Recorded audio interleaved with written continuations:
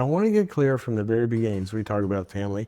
This may be your biological family that we're talking about. But family's not limited to biology.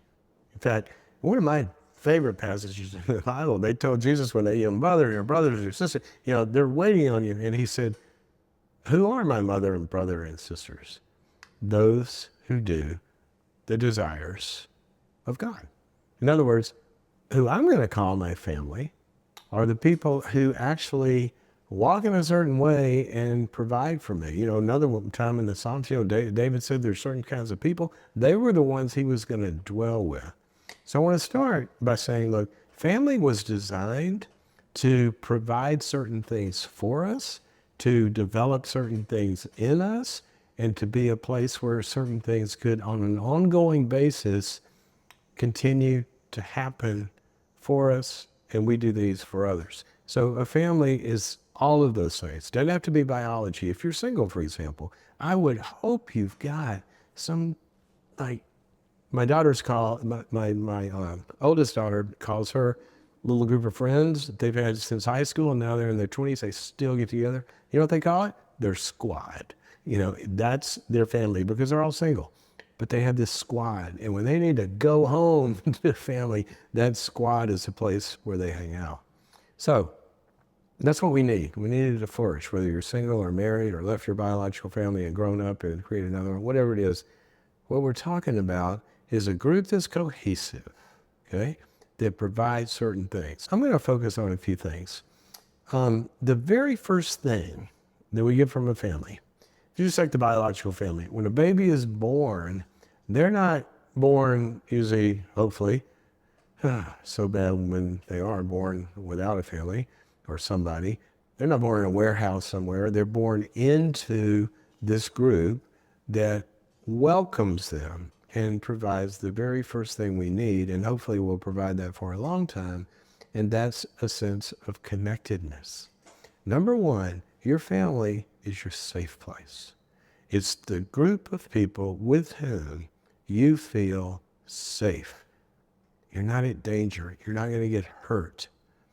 You're not going to, bad things aren't going to happen. The world is a crummy place. We have some place to run to, meaning people, that we're going to be safe, where your needs are normal and they're respected, where people are emotionally available to you, where you're free with your needs for support or whatever it is, maybe physical needs, maybe help. You're free to move towards somebody and say, hey, I really need some help right now. I need this from you.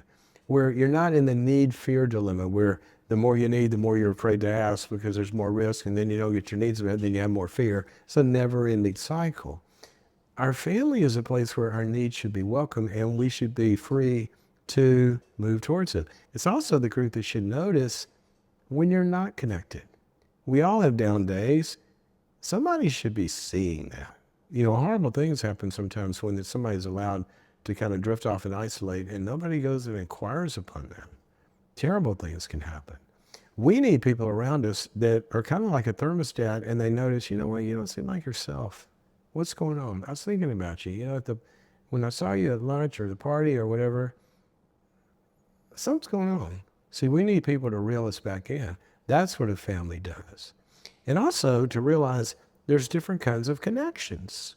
Sometimes we play, sometimes we play games, sometimes, we learn skills together, sometimes we just share, sometimes we're not doing anything, we're just hanging out. All of these things are the first thing that a family provides. They're all parts of connectedness. Now, here's the second thing a family provides. There's no country and western on some song I heard one time, something like this. It says, how am I going to miss you if you never go away? Too much of anything is not good. And we need connection, but we also need separateness. A family should have a place to come to and get fuel and all that, but then everybody goes about and does their own thing for the day or whenever it is, and you've got to have freedom within that group. You ever been in a group or have a relationship where you go off and do some of this, and they feel like, well, you don't love me? What are you doing? Why won't you spend the day with me? And you get punished for your freedom or your separateness?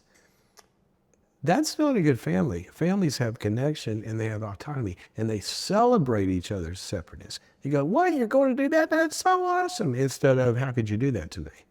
Separateness, autonomy, that's something we need. Now, what comes with separateness is also boundaries. Our family should also have boundaries with us and be able to have limit setting. If they see something I'm not doing well, I want my family to say, hey, that wasn't good what you did there. One of the things that we used to do in our family when the kids were at home is we had family dinner and go around the table, or family meeting, we go around the table, and every person kind of be on the hot seat. And we'd say, okay, guys, so what did mom do this week that you liked? You want her to do more of? Well, we do this. I was really good. What did she do that you didn't like? You don't want her to do that again. And we'd go around and we would encourage good behavior, but we'd also take that little first step of limiting, the bad stuff. And so our family should be a place that gives us feedback, confronts us well, sometimes even might have to enforce some consequences with us. And it's also where choices are respected. I talked about the autonomy, but also within that, the separateness to make different choices than, somebody else might not like, unless they get destructive, and then that's where the consequences come in. It's a word where the word no should be a welcome word, not something the family is allergic to. And somebody says, no, I don't want to go do that. The family's doing this, I want you. No, I don't want to do that. That shouldn't be punished. That should be celebrated unless it's something really, really destructive. So we got connection and we've got the separateness thing. Well, once we got all that figured out, well, in life, be it out there on your own, separate, or within the family, sometimes we run into something bad. Somebody loses something. Get a bad performance review, bad day at school, have a struggle. If you're, in some relationship, you're single and you have a breakup or you have a conflict with somebody you're dating or you get rejected, you got to be able to go back to your squad and process the negative parts of life. It's where there's standards in life and we reinforce our ideals, but when we fail the standard, it's also a place we can go, you know what? Here's how I wish I were, but today I did this instead. I slipped, I regressed, I screwed up. We got to confess our sins, right? One of the things I love about it's one of my favorite verses in the book of James. It says, confess your faults to one another so that you might be healed. Notice it doesn't say forgiven, it says healed. We need to be able to confess, have our confess just means to agree. It just means we come in and say, I'm struggling with something. I failed at this, or, I screwed up, or I made this mistake. Or it's also a place where we can process the mistakes that others inflict upon us. It's a place where when bad things happen in life that people do to you, where it's not your quote sin, it's somebody else's sin against you, we need a place to run to. Just like kids need to run to the family and say, Billy was mean to me, and cry on somebody's shoulder and get equipped to go deal with that. Adults need that too. We need our family to be able to come and talk about tough things. Tori and I went on a walk this morning, which we do a lot, and take family and we just walk and, kind of talk about stuff that's going on.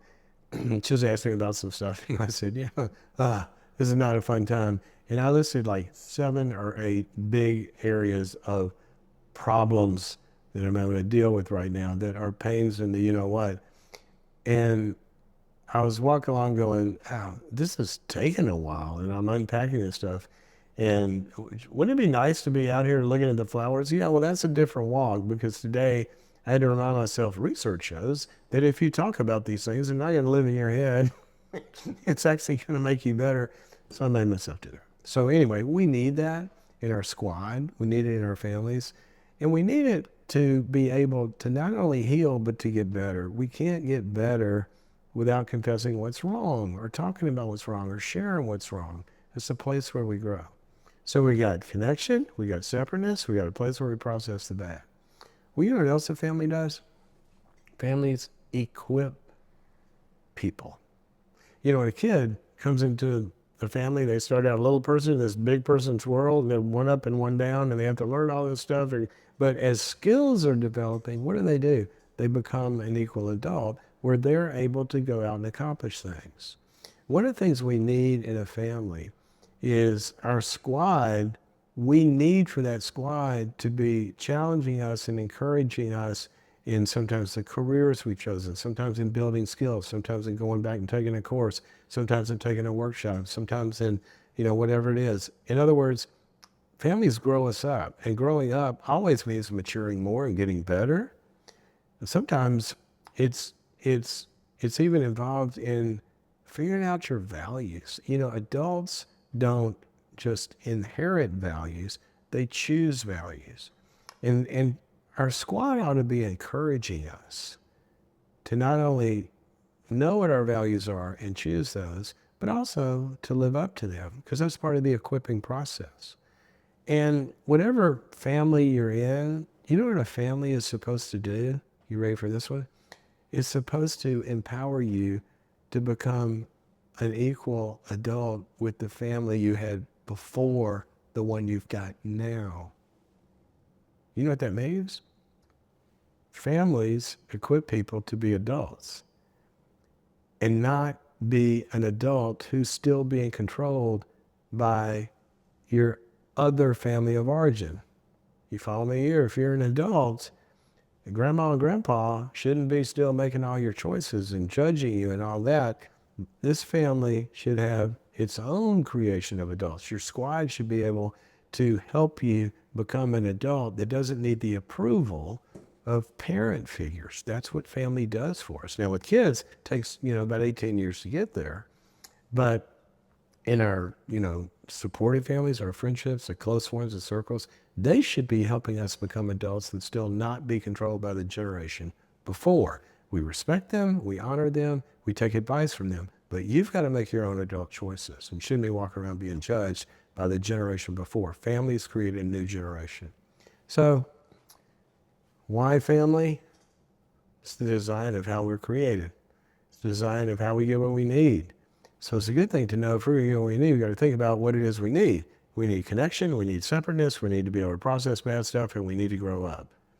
Now, whether that's your family of origin or your current, family that you've created, and you got, parents and kids and all that, or a parent and kids, or whatever that constellation is, these things are important. But if not, it's going to be non-biological. It's going to be, your community of friends. And basically, we both need both.